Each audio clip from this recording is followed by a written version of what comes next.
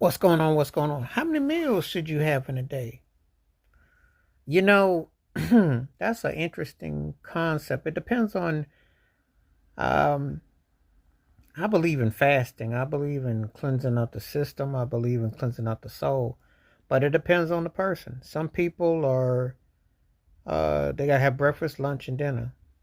And they, it all depends on which ways they go about it. You know, it depends on what you're doing, exercising, how much sleep you get. There's a lot of factors involved. Um, it's just one of those things that you have to, depends on the person. Can't sit here and tell somebody that, hey, you should have 2 meals a day. Now, you could have a nice big hearty breakfast, and you could also have, you know, a, a meal through vegetables. But I don't know. It's just one of those things that I can't really say. Um, it all depends on the person, all depends on where the day takes you. But how many meals should you have in a day?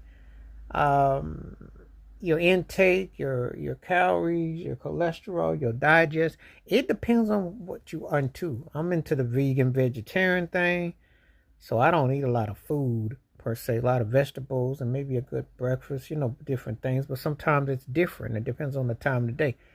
Depends on how much water you take in. Again, it depends on what you're doing, where the day takes you. Sometimes if I go for a long walk or something, I may or may not even eat early enough. If I do eat, that's going to sustain me for 5 or 6 hours.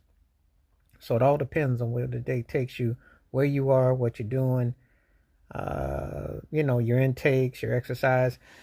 It all depends. It's really interesting how some people can eat like multiple meals and they burn it off. And that's another thing too, how you're gonna burn it off, where you're gonna go. Uh, you know, all those things are compartmentalized, all those things take on a life of their own, so that is a big question mark in itself.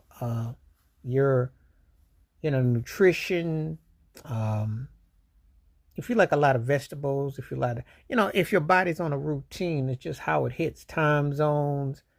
It's a lot of questions too. Sometimes I would say you get a nutritionist or uh, homeopathic homeopathic type of store or place that you can talk about those sort of things. you know, and there's just a lot of little details and so on and so